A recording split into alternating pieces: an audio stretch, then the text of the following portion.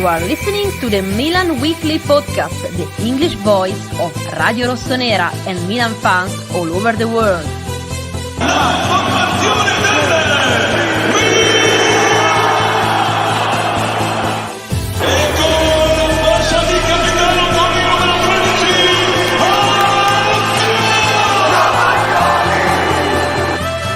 Roma and the double, sensational from him. Rafael Leao produces a moment of utter magic. Theo Hernandez al volo! Theo Hernandez! Ancora lui! Una meraviglia! Ibrahimovic! Zlatan Ibrahimovic! Fuori classe assoluto!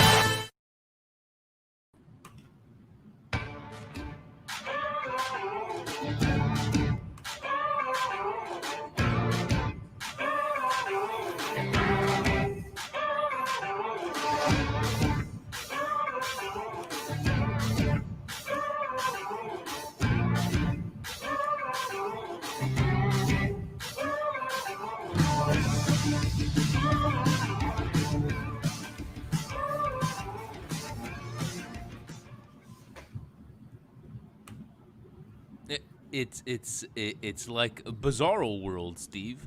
I wanted to do a word from our sponsor, but it's not really a sponsor. I'm on this side. Guys, mark this in your calendars. Here's the story, Steve. I actually got a computer. But I fell asleep. I woke up at 8:50.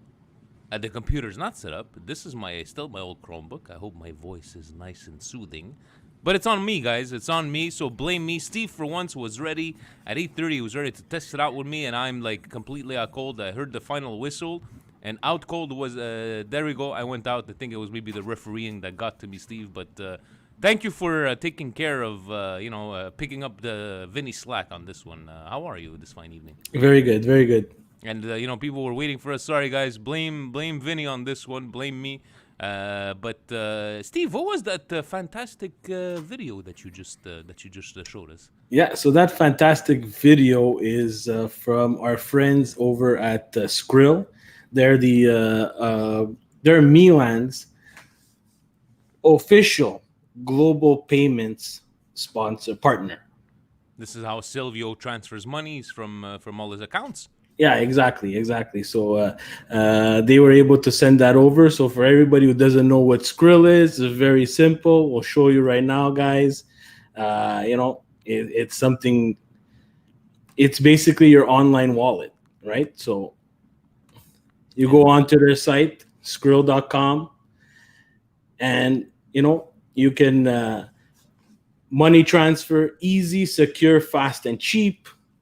There's some really affordable and transparent fees. You transfer money to more than 180 countries. You can check your balance 24/7. So if someone needs money, checking your balance. What's great about Skrill too is that ever since they've become an official sponsor for Milan, we've been undefeated. So Skrill is our lucky charm. All right. So you can follow them on, Twitter, Instagram, and check them out on Facebook.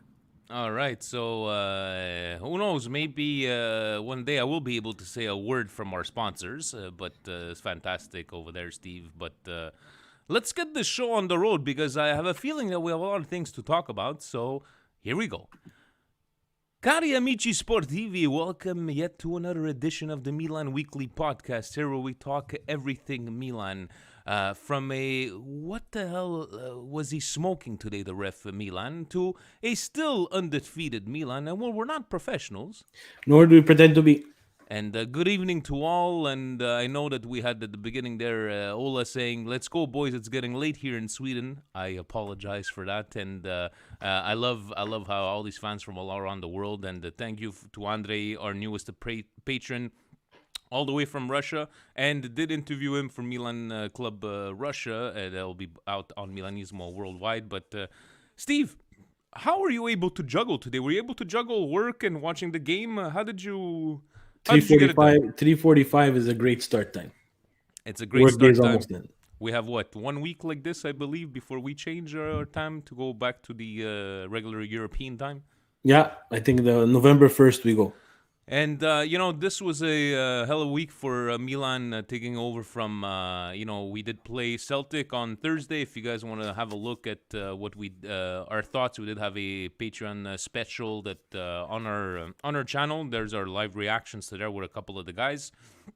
And, we had a week of, we had Serie A playing, right? And Steve, we were looking at how this week went in Serie A, and it's unfortunate that the little not bad feelings, but those little hold on a second, Juve lost points.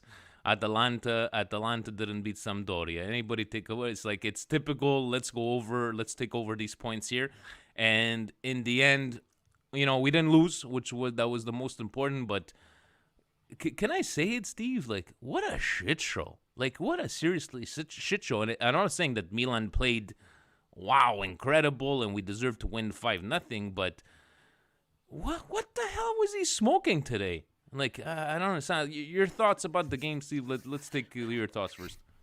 Yeah, look, guys, we've said it multiple times. We've gotten hate for saying it multiple times. Milan's not going to win every game, right? So today, I think a draw would have been fair. I don't think... I don't think both teams were really great, but us losing Donnarumma right before the match and Jans Petter Hoge. Look at you pronouncing things properly. With COVID, I think it rocked them a bit. We had Tatarsanuno, Tiramisu, yeah. he I don't know where. Okay, I get it. He hasn't had any playing time, but Jesus, did he look bad on that first goal there with the Dzeko? It's Jesus Christ, man. And anyways, so having the second choice keeper in the game really didn't do us any favors. But this is, I get that Donnarumma is there and Donnarumma has to play, but we have to find a way. We have to find a way to try to get these keepers some playing time. Now, I know everybody's going to say, look, what happened when we put him in today? Guys, you have to understand it's his first game with Milan. It's a long time that he hasn't played in Serie A. And you have to remember, he's an older keeper that has Serie A experience. So that's why they went and get him. Mm-hmm. Obviously, it didn't look like that on the first goal. But we have to find some ways to get these keepers some minutes just to get comfortable and get them acclimated and be able to play with the center backs, be able to play, direct some traffic with the backs. I don't know if you guys noticed or you noticed, Vinny, but Donnarumma's been more vocal this year, much more than he has been before. And that's, gaining confidence, playing with the national team, directing some traffic. Today, we didn't see that from the keeper, right? We didn't see any of that. He was kind of shell-shocked, and I'm surprised because we went and get this keeper for his experience, for his Serie A's experience. And look, the game, Milan started off very well. I think, Leao came to play today. I'm very tough. I'm very hard on Leao. And to be very honest with you, today he came to play. He didn't have a full 90-minute top-class game there, but I think he was lively. I think he was energetic more so than he's been in the past. Definitely. And you know what? He got 2 assists, right? So I think he was good today. But in reality, both teams played a European match the week before. Now they're playing on Monday. It looked like a really choppy game. There was a lot of garbage out on the field. Definitely a lot of garbage on the field, but it started off well. Ibra scoring in the second minute, and then after that, La Papara from Tiramisu, Dzeko scoring. But I don't know about you, Steve, but the first half, the ref never came into this conversation. It just seemed like he lost total control by the second half, and that was it. There was no coming back. And I'm not saying again that Milan deserved, in the end, the way they played.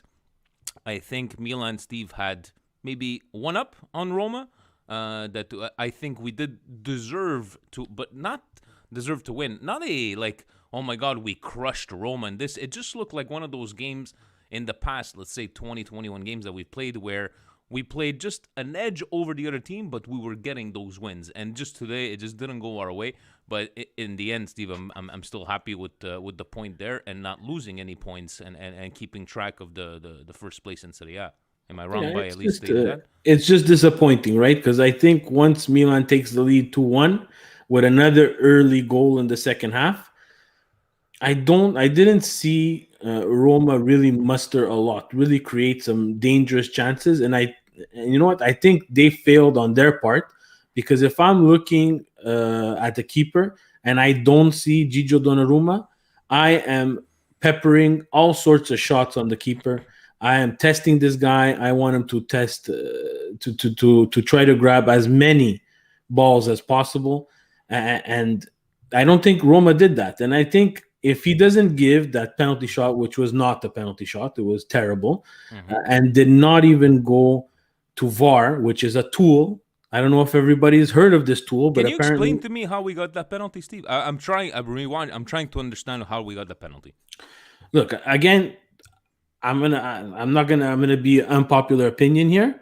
That ball should have been blasted up into the fourth row. That's a bit on Benacer. He wanted to take a touch. Yeah. He took that touch, and basically, if I'm not mistaken, I think it's Pedro who steps on his foot, and he falls over, and the ref gave him a penalty shot. So there's two things there. A little bit, it's on Benacer. I think he has to clear that ball for his keeper. His keeper didn't handle it well, and he gave that rebound. And then after that, I think it's just the ref. I think he was in a bad angle. I think he was set on his ways. But again, we come into that conversation again. What is VAR doing? VAR needs to look at that, because maybe the ref didn't see it on the pitch, and have him take a look at this foul or potential foul to see, yes, it's a penalty shot, or no, it's not a penalty shot. But they didn't even do that. So again, inconsistency with VAR, which it frustrates everybody. And that, it's something that goes on throughout the league, right? It resonates throughout. I was watching it on DAZN today, and going back and forth with Vincenzo Gattuso, the Romanista, and we said to ourselves, man, these commentators are terrible. And you know what? No offense, I'm going to speak the truth right here. I enjoy DAZN and everything, but when I watch a game on, I don't know, an English Premier League game, I never hear the commentators compare the English Premier League to another league. Never. It's English Premier League all the time, because that's what's on the screen. Yeah. But I find with DAZN, I get it. They have EPL as well. These commentators spent half the time just commentating on random things negatively, and always bring in, well, in the English Premier League, that's not a foul. Well, we're not in the English Premier League. We are in Serie A, and commentate my Serie A game. I don't want to hear about the English Premier League. I think they got one thing right, saying that both penalties were not penalties, but it just seemed like even the penalty they gave to us, it felt more of a I screwed up before, so let me give one on the other end. That's the way it felt.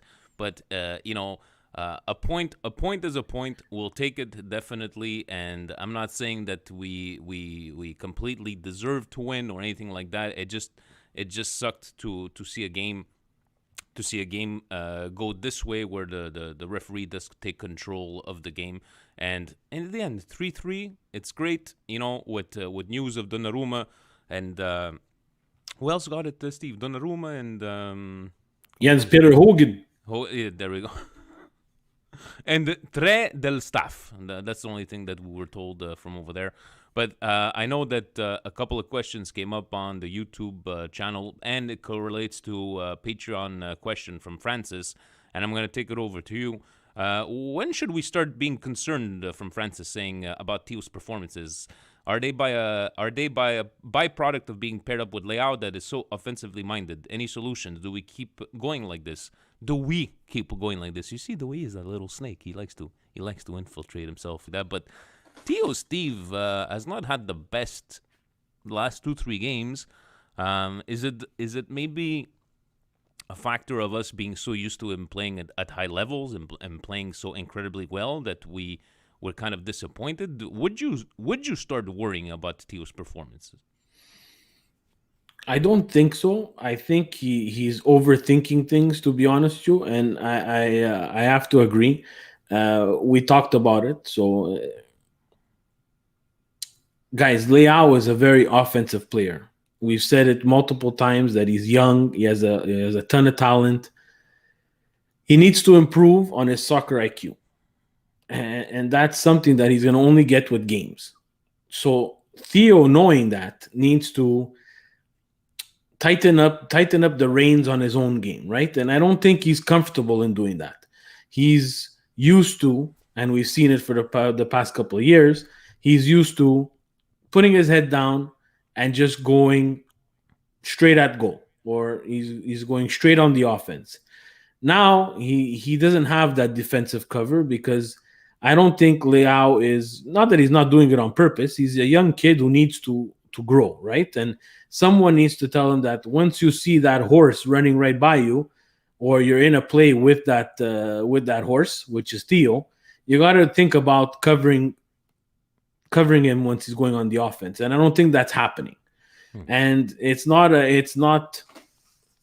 guys, it's not a coincidence that the last 3 games he's had bad games, and the last 3 games we've seen Leao on the left-hand side. I think you put Rebic there.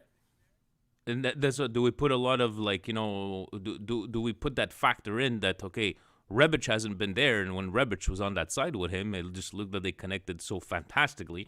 But I wouldn't worry. Or in the end, if he keeps on playing this way without Rebic, well, does that mean that he can adapt himself? And it's not like he's playing like shit. Don't get me wrong, but you could definitely see that Rebic he connects a lot better with Rebic. I have to disagree. I think he's playing like shit. I think he's overthinking things on the offensive end. His passes are not crisp. He's giving away cheap balls. He's getting beat. He usually doesn't get beat. And you know what, guys? Serie A is not the English Premier League. Serie A will catch on. They will dissect every single part of your game, and they will find a weakness. And that weakness now is make Theo play defense. Can Theo play defense more than offense in 90 minutes? And right now, I don't think he can. Tommy on Patreon followed up. Let's talk about the bad refereeing against Milan. I'm sure if we had him on right now, he'd go on a rant. Ryan Percy says, "Is it just me, or did Tiramisu, even Ryan from Trinidad, he knows his name is Tiramisu, still think he was on holiday or something? He looked and plays like he was stoned in goal." So Ryan taking the words out of our mouth there, saying, "What the hell was he smoking from there?" But in the end, Steve, do you just factor like first game jitters, or do we just like, okay, you know what? For now, probably we're gonna have to have him in goal for maybe the next 2 weeks. I guess we'll take the next match to really determine if he's good to go, Tiramisu. Look, I don't want to judge him after one game, but we purchased this keeper as a backup to Gigio Donnarumma, letting go of Reina, justifiably so because of the money, and Amir Brozovic there, we let him go too. We had to send him back to the club that we loaned him from. I don't know why that happened, but my question to Milan would be: you purchased this keeper who has Serie A experience for a situation exactly like this. You have Donnarumma out. It could be, right now it's COVID. Let's say, knock on wood, I hope it never happens, touch steel, anything you want. But let's say he would be injured. We have Antonio Donnarumma, Steve. But that's another question. You have Antonio Donnarumma, who's played more games with Milan than Tiramisu. Yeah. I understand he's the third choice keeper, but then what are we doing, right? Like the show, the shit show has to stop, right? You have we loan out players like Plizzari, that, hey, you would have been a great. Yes, it's 2 young keepers, but you guys have to remember, Gigio in terms of games, it's not young anymore, so it's not passing the torch, but. You want Plizzari to play. We have high hopes on Plizzari. This would have been a great experience for him. Being a backup for the time being, I guess he has to play. But I don't want to judge him. I'm not going to judge Tiramisu after one game, but he has 2 chances left, I think, to redeem himself. Or else we have a serious problem. Speaking of naming him Tiramisu, I saw that Presidente shared a... Because Presidente, Steve, he's all over the place. He hacked into our Patreon, he hacked into our Twitter, and to our Facebook, and he shared one of these messages. Guys, I think you're disrespectful by mispronouncing their names. It's disrespectful to the players. Hey, it's called a sense of humor, and we like to do this for the fun. We're not hating on the guys. We're just trying to put a bit of humor because back in the day, we used to start the podcast with a putting President in perspective to have a laugh. So a lot of you did not like that, so we took that out. We just like to have a bit of fun. And Steve, I know that Colin asked me I didn't have time, but next week we gotta ask you to paint us a picture a la Bob Ross because it's been a while. But I'm sure that. It's not like we need material because we just have to listen to Presidente's messages for a week and we'll have enough material. On a side note, thank you to Presidente for doing this, but thank you to Evangelista Sports this week. And Steve, we cleaned them out, decided to give all Milan Club members in Montreal a 25% discount on regular priced stuff. But I saw a lot of the guys went over and shopped till they dropped. And we thank them and thank Presidente for getting us this good discount. Steve, did you have a chance to go? Did you buy anything? Online purchase already done. Fantastic. But see, everybody bought a lot of stuff there, and I know one of the stores we just cleaned them out. So thank you to them. Francis, another question, and this is the way he starts it, Steve. If you permit, my second question is: Milan, the team that plays the most English style type of game in Italy. Very physical, scrappy at times. They like to play it long to their target man on top. Very direct at time, it seems. So I know, Francis likes to take little jabs, calling it the English style. But it's, maybe scrappy at times and always the long ball to Ibra. But hey, if it's been working for 21 games in a row, it's not always the long ball to Ibra. Know. He knows that. That's a setup question. Yeah. Milan builds. I find that they've been building. I find if we look back, at the Gattuso era, the Inzaghi era, and not so much Gattuso. Gattuso, we started to become a little bit more direct. But, Inzaghi, we were very negative pass after negative pass after negative pass, and we felt like we were never moving forward. Now, with Ibra, guys, he's the ultimate target man. Ultimate. And again, we said it when we got Piatek. We loved the signing, right? He was someone who was really on a real positive streak in his career, and at Genoa, and we signed him, and we thought he was that target man. Unfortunately, that was a buy that did not go our way because like I said before, Serie A will catch on, and then you put into the equation that the Milan jersey, no disrespect to Genoa, but weighs a lot more on the player's shoulders than the Genoa jerseys, and he didn't do enough when he didn't get the ball. Okay. And that's something that Ibra does very, very well. He's making runs. He's pressing the way Pioli wants him to press. Guys, he's 39 years old, and he's still out there pressing, and he's commanding the ball, and he wants the ball. He comes in to try to give the midfielders an option. And when we don't have the option, there's always option Z, I call it. Punt it to Ibra. He's gonna get a body to it, and he's going to at least get you some sort of chance off there. That's definitely true there. So, Steve, if we got to look at the next coming games, right?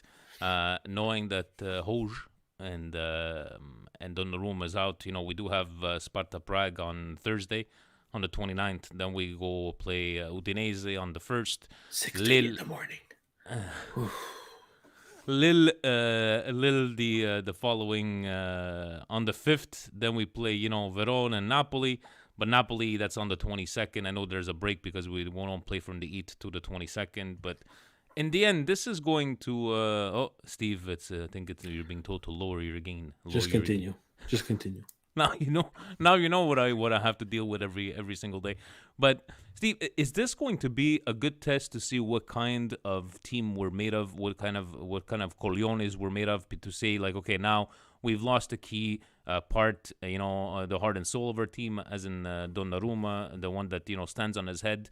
This is going to be a good test for Milan, right? Maybe to prove to the haters.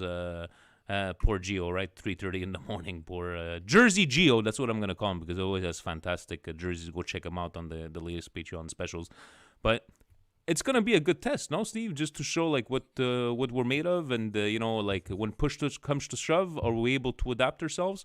And I feel that a 21 game not losing kind of streak is in our factor to help the guys and be mentally strong. We always said that I want to know what Milan's reaction is going to be when they lose a game. Mm-hmm. And looking at the players and their comments after the game, like Kiar was really something. I was really impressed because we brought him here as experience, someone to lend his experience to the team. He was pissed, and man, did I like that. I like that, and it's almost like he took it like as if it was a loss, and you can't ask for more from a player like that, and you hope that resonates across the team, because now I want to see what's going to happen at Sparta. I want to see, I want to see in that game how they're going to react to that, which I would assume Pioli would turn over a bit. And it brings me to another point. We talk about turnover. Like, what was the point of starting Hakan today? He obviously wasn't 100% fit. Mm-hmm. He wasn't himself.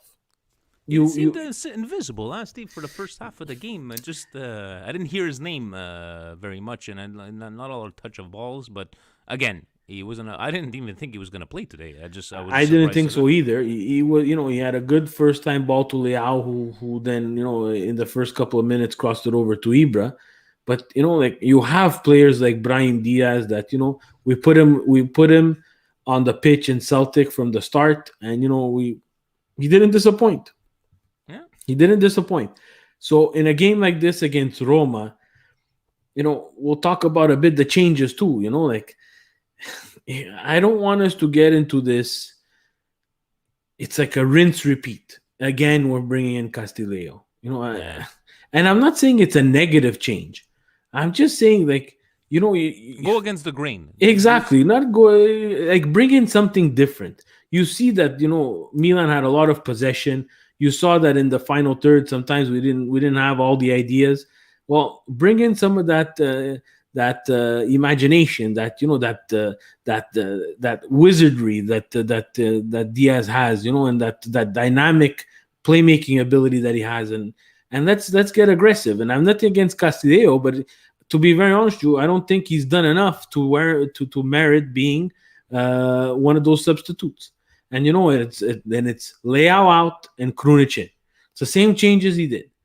The thing is that we've shot on Leao during all these other games where he's given us maybe half an hour of some good football. Yeah. Today, I think it was more. Today, I think he deserved to stay on and finish the game. But again, I could understand a bit Pioli because on that side, Theo was getting run over. They were attacking constantly from that side. So hopefully they address that on the next games. Let's take it over to the Twitter machine, Steve. First questions coming from my cousin Johnny.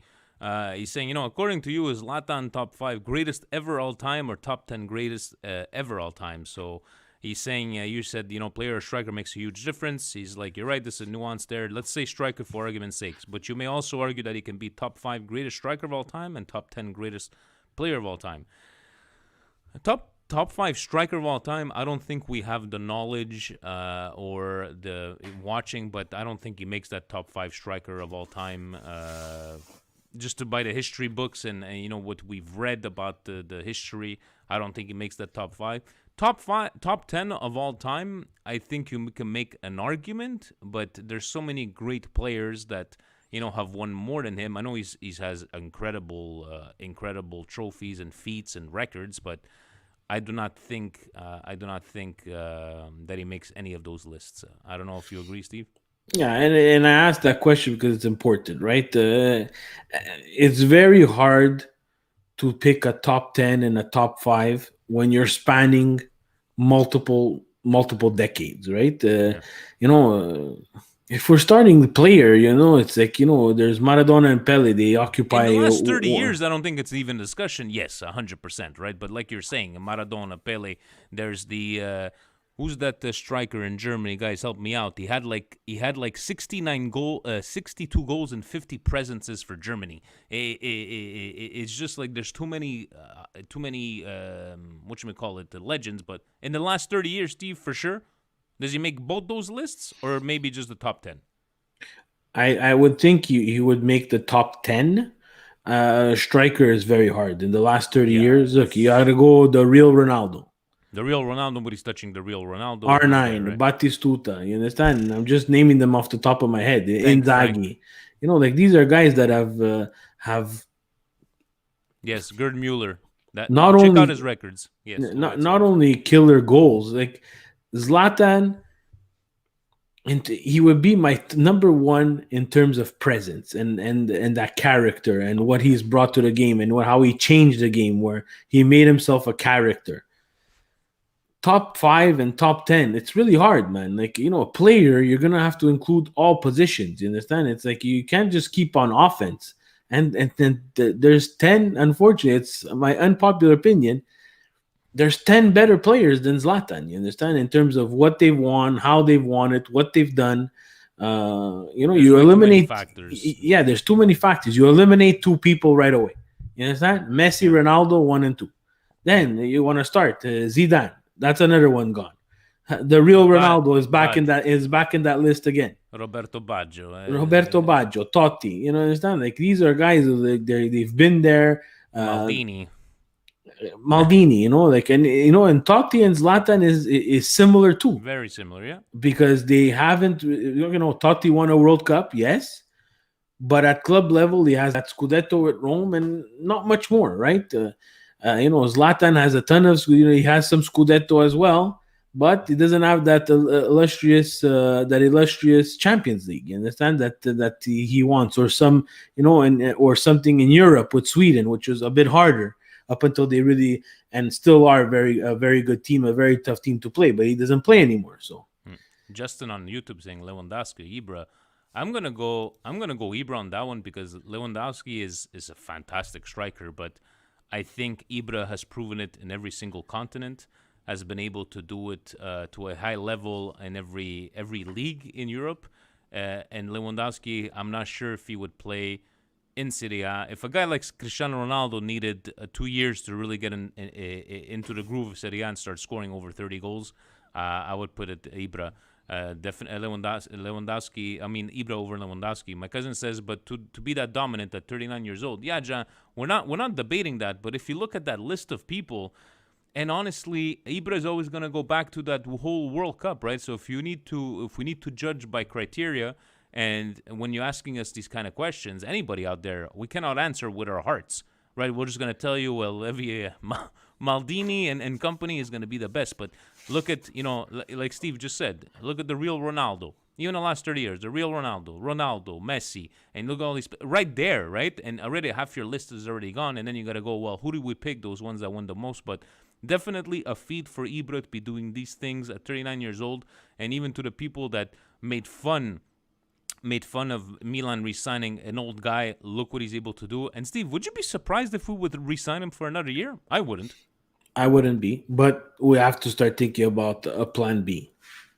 Yes, fast. No, 100% on that one. Concord, Steve, direct question to you at Concord _ IT. Steve, what more can Calabria do to erase his horrible past with you? The guy completely destroyed Spinazzola and Perisic, 2 high-class wingers. I used to hate him, but he has been really great. Whoa. Oh boy. What are these high-class wingers? Spinazzola and Perisic. Well, okay, let's go with above average wingers. Look, He's been doing well, Steve. You can't deny that. Today wasn't that good. He wasn't bad, Steve, today. Come on. He wasn't bad. There was others worse than him, but today, unfortunately, Calabria wasn't that good. Calabria, there was a ton of space on his side. Salchicha Maker was running all over the place because he was, I think Calabria went a little bit wild today.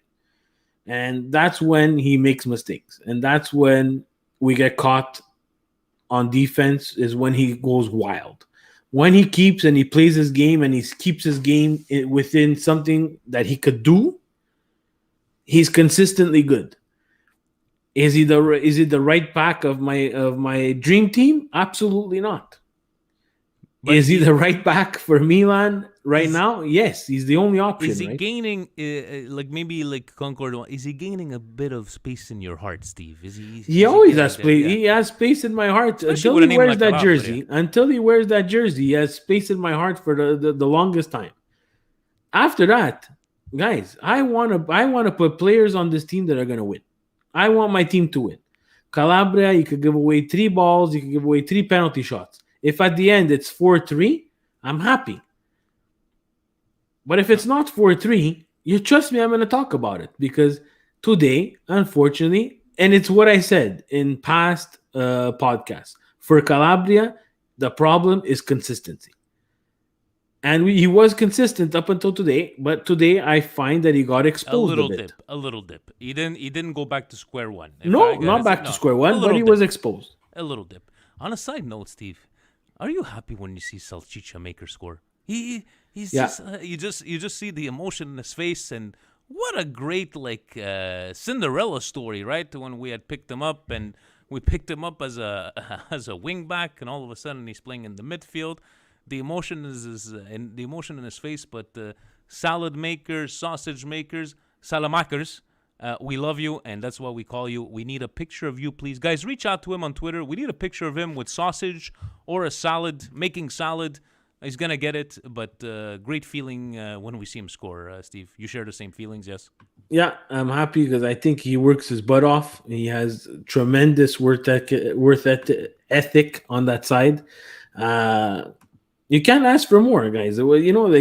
Talent is talent, but effort, guys, it's measured, man. We see it.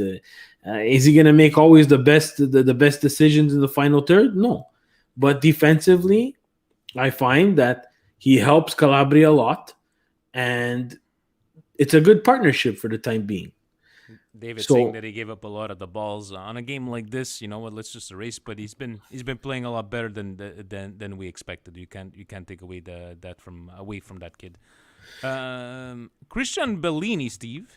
Hey guys, do you think the introduction of Diaz could have changed something? Also, was subbing Leao a good move since he was the best on the pitch? Great questions. Leao, like you were saying, Steve, at the beginning, he came out to play. I don't know what the decision making. I'm gonna trust in Pioli. Who the hell am I to question him at this time here? Look, he was gonna come out. He was gonna come out nonetheless. But I think it was expedited because he took that stupid yellow card. That's a very good point that we're not mentioning here. But how about Diaz, Steve? That's a good question. It's easy to say, what woulda, coulda, shoulda, but I think maybe it would have made a difference. I don't know why he didn't put him on, but maybe for formation. But do you think it would have brought something different bringing in Diaz? Yeah, I think it would have showed a positive change, and I think he would have brought something different to that game. And I think we would have exposed Roma, because when we were in the final third, a lot of the times and a lot of our chances, it was because of our mistakes. It wasn't great defending on Rome. And I think that with someone else who had a little bit more vision, a little bit more class on the ball, I think it would have opened up a lot of things for Milan, especially on the counter. I think we lost balls cheaply on the counter, and I would have liked to see that change, and I would have liked to see that change for Hakan, because I don't think he had 90 minutes in him. I forget if he even got subbed off, but not seeing Diaz in a game like that means that you're going to see Diaz Thursday. Against any news, Steve? Did you read anything? I know that the Czech league has been on a delay there. They put delay on the season. They're still playing right on Thursday. Any news? I haven't read anything. I don't know if you saw anything on your side. I think that they are still going to play unless they have like a major outbreak with the Czech team. Look, Serie A's back, guys. Now they're back behind closed doors. So today there was not even a fan in the stadium. It's going to be like this all year, guys. It's going to be up and down. We're not going to know. I think it's a bit worrisome for me that the Czech league has closed down completely. Like the Italian league is still temporarily. Yeah, it's still playing, but behind closed doors, they're not even playing. So like, what's their protocol? Is their COVID protocol up to the standards where we're gonna play this game and they're gonna infect all of Milan? And I'm not saying that to be disrespectful. I'm just saying that's the reality that we have to live with now with this. Well, I'm sure that they, now we're talking about the UEFA protocol, so I'm sure they're gonna do a tamponi like everything else. We'll see. Maybe some news are gonna the UEFA tamponi that they said Hakim was negative, didn't make him play in the Champions League, and then after it was a false positive. So like we can't. That's the thing. Yeah, that's we true, can't rely on these tamponi and these tests because they are subject to fail. They're not 100%, and that's in every test. Is Conte gonna say that something happened to his It was conspiracy? But anyways, VJ wanted to know, should Gijo's brother replace him in goal instead of Tata Rosanu? We spoke about that. Hey, give him a chance in the Europa. Who knows? And VJ, thank you. Always great articles. Sorry, sometimes we forget. He's got to message us. And can you please retweet by all means, VJ? We love your stuff. Keep doing what you're doing. Evo, hello boys. I have not written for a long time. It's been a while, Evo. But I have not missed a single show on YouTube. How disappointed are you with the draw? On one hand, it is unacceptable that we let 2 corners and a penalty in. On the other hand, we got 7 points from Inter, Celtic, and Roma. So he's, looking at the stuff glass half full. But, he brings up a good point, Steve. I believe these are the first goals, correct me if I'm wrong, from corners in a while. And I don't know if it had to do, our defense is our defense, but when was the last time we got a goal in from a header, from a corner? It's been a while, correct? Am I wrong? Guys, correct me if I'm wrong on the YouTube, but is it something to maybe go back to the drawing board and seeing where we failed, especially during corners? Brings up a good point. Look, today, on the first goal that we took via corner, I'm hesitant to say this, but I don't think Gigio Donnarumma would have either missed that or even have come out to play that. Yeah. That's number one. Number two, again, unpopular opinion, Romagnoli needs to get better at man marking inside the box. Because after that goal, it was not Romagnoli on Dzeko anymore. It was KR on Dzeko. So, yes, do we have to worry about that? Especially now. But, we usually don't have a double A moment like that. And I call it a double A moment because the keeper needs to either come out and punch everybody in the head and get that ball out of there or stay in his net. And mind you, if he stays in his net, does Dzeko still get his head on it? I think it doesn't catch Romagnoli by surprise. So he might contest that. Yeah. But look, again, I'm not gonna judge him on one game, but that was not good. The penalty shot, let's not talk about it because that's not a penalty shot. I'm sorry. Yeah, mostly for the corners. I'm not gonna debate the penalty shot because that's not a penalty shot. On both ends. Let's call it on the both way. ends. Yeah. And tiramisu, it's a penalty shot. Even Gigio Donnarumma might not even save that penalty shot. And Veretut is very good at penalty shots. Veretut. Wait, there's still the second quarter. The second corner, guys. Zlatan wants to Karate Kid and, Cobra Kai that shit out of there instead of just putting his head on it. And guys, it's something stupid, but he deflects that into the box at like a very high speed. And, the Roma defender, he gets his foot on it and it's tied 3-3. He heads it out for another corner. We might not be having this conversation. He heads it out and we counter. We might not have this. We might not have this conversation either. So Ibra's great today. I think he did a lot of good things, but this is why Ibra doesn't play defense. Steve, I need to take a break and read this out to you. Presidente sends a message in our group and says, Mario, listen to the podcast and compares Vinny's audio to Steve's, please, so it doesn't always come off like I'm being a narcissist. Guys, let's just continue, please. Oh, Steve is getting the wrath of Presidente. Oh no, sorry, Steve. I feel bad for you for what's coming. Miguel saying, do you think Milan regrets letting go of Pepe Reina and Asmara Begovic now? I don't think so, because it's been, that one game. I would have preferred having a Pepe Reina with that experience, Steve, on the as a backup. But in the end, it was quite expensive, Giuseppe Reina. But I don't think I can say that we regret it after just one game, right? Maybe some first game jitters, whatever the case may be. Are you with me to at least wait until Donnarumma comes back and assess his performance from now till then? Yeah, he has basically until Donnarumma gets back to prove that he could be a backup goaler. And in the end, that's something that we have to think about. We talked about it before. Reina was the money. We wanted to shed that money. And Begovic was a loan, right? Again, that's what happens with the dry loan. If you're not really willing to spend the money,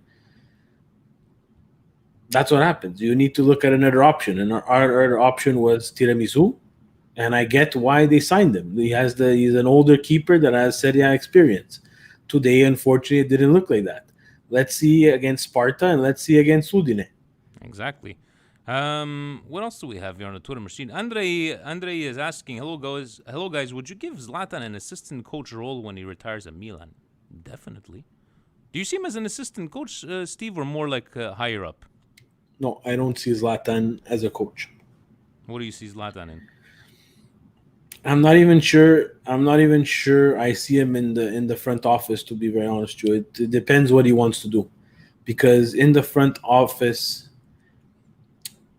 he can't have that character anymore. He can't be the Zlatan that's on the pitch, right? And guys, a great player doesn't translate into a great management or manager or upper management kind of guy.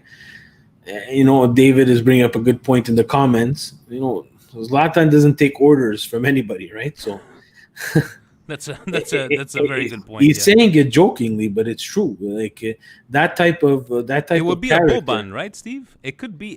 Look at Boban, and I'm not saying Boban is not a professional, but Boban did not like to be. Imagine Ibra in Boban's position after all that shit happened. Yeah, it would have exploded, right? It would have, and Boban's a bit more seasoned. He's had some experience at FIFA. Frank saying hire him as a coach of the Primavera squad. Absolutely not. That would be a terrible decision. Terrible. Absolutely terrible. He would slap around those kids. I think they'd be mentally. It's because we're underappreciated. We're trying to think that because he's a great player, he will translate into a great manager. That's not always the case. Yeah. It's not always the case, and it's very hard. I know that as a player, because he's played at this level, he skips some levels in his coaching license. But in the end, sometimes you need that seasoned person, and we're seeing it at Juventus with Pirlo. Guys, that's a hard transition. Let's you know what, we just had one last question from Eggs and Packing saying you think teams are lying about the COVID to make their players test. I don't think to make their players rest. I don't think they could lie about COVID tests. They could just rest them. They could just rest them, exactly. Steve, let's finish off with our 7 minutes of Serie A, Le Sette Signorine. Were you dancing seeing Atalanta lose another one there on Saturday against Sampdoria? No dancing? I'm not going to stoop to that level yet. Okay. And do Juventinis need to sound the alarm, Steve? Juventinis have to come to the realization that they have a problem. Okay, let's put things in perspective. Hold on, Steve. This has been how many games for Pirlo? 3? No, we're match day 5. We're match day 5. Plus a Champions League. Match day 5. 5 days after Giampaolo. We knew we had a problem and we wanted his head. Correct? Yeah, we wanted to give him some hope, but they cannot compare it to the Milan problem. It's a different problem altogether. But are Juve- they going to Juve- say because they have no Ronaldo? That's a big part too. That's I think Ronaldo saves them some points, especially a 0-0 against Verona. I think he would be able to save them some points. But it's just masking and band-aiding, whatever you want to call it, what their real problem is. Their real problem is that their Champions League window is almost closed, if not closed. They did not have the money to properly reinforce for the Champions League to win it, because the pinnacle is Bayern Munich, right? Yeah. You basically need to beat Bayern Munich. You tell me with Chiesa, Arthur, Morata, other young players that they've added in, you think they could beat Bayern Munich? Probably not. No. So then you go and you turn, can Juve rebuild? Are they rebuilding with young players? They can't do that either because they have a ton of dead weight with very high salaries that no one wants. Remind you of anybody. Yeah. So they're stuck in the middle, and I try to explain it to them, but unfortunately, Juventini, because they've won for so long, it's not in their mentality, and it's not they can't come. The intelligent ones will, and I'm not saying intelligent to disrespect anybody, but the ones who see outside the box will, but the ones who are stuck inside the Juventino box will not. And I like the Chiesa move. I don't know too much about Arthur. I detest the Morata move, and the young Swede is another great move. But besides that, they still have a problem at right back. They still have a ton of problems. Chiellini's not there. Bonucci can't play. Exactly. They have a ton of problems in the middle of that defense, which, again, I'm going to repeat it. That defense was great because they had a really, really good midfield. And now that midfield is not the best in Serie A, the defense is being exposed, and it's being exposed when they're in the 30s, which is a recipe for disaster. So, Juventini, you could tell me, and we were having an argument the other day on one of the other chats in our Fantacalcio, one of Jan's friends. Juve deserved the points against Verona. Juve deserved nothing. No. Juve deserved nothing. What? Because they hit posts and they hit posts and they hit crossbars. Does that no? I'm sorry. And his rebuttal was watch the game and remove your Milan glasses. I watch every game without my Milan glasses. If you're shit, trust me, I'm going to tell you you're shit. And first of all, you're Juventus, right? You shouldn't be debating about fucking posts and crossbars when you're playing Verona. You should have been up 2-3-0 in that game without even discussion. So don't tell us that you deserve the points on there. Look, we get Verona, no, sorry, Steve. We get fucking shit on when we try to say like we deserve this game here. When that game against in the Coppa Italia where we fucking destroyed Juventus and they won with that penalty, they tied up at the last second, right? They want to say this. Fuck you. You're supposed to be up at least 2-3-0 against Verona and against who did they tie last week? Spezia, Crotone. So fuck you and take it up the ass like we've been taking it up the ass all these years. I'm fucking fed up with these people crying wolf after 2-3 games and they did this and we deserve this and we deserve that. Fuck that. Yeah. Sorry. No, you agree. I think Verona was a very a tougher opponent than Crotone was, but it's just not good enough. You understand? Like.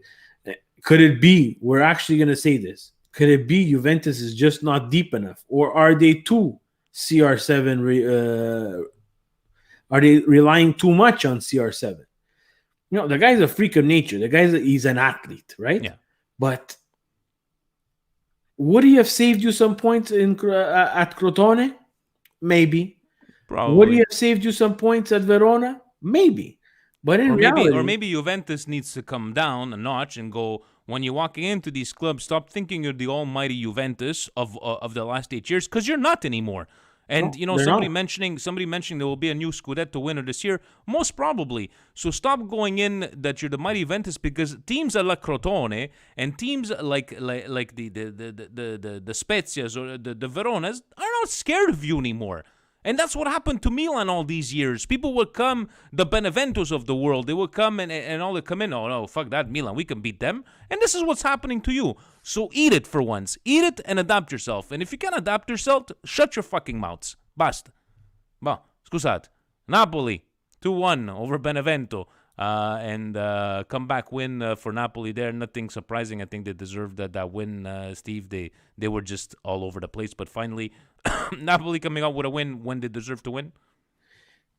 Look, they were better than they were in their Europa League game. Let me tell you that much.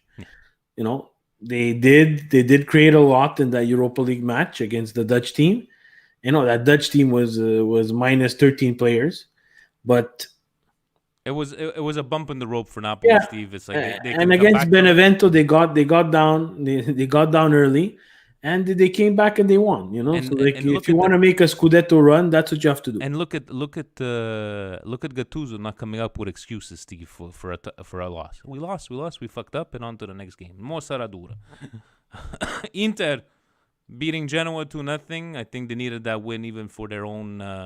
They needed that win there to come back on track. From what happened in the Champions League. But no surprises here, Steve. Thank you, guys. Sorry, yes, the nap got me all fired up. It's just no, but I'm fed up of these people. Like, I've never been two-faced, right? When I shit, if I've been gonna shit on my team, right, I'm gonna shit on my team.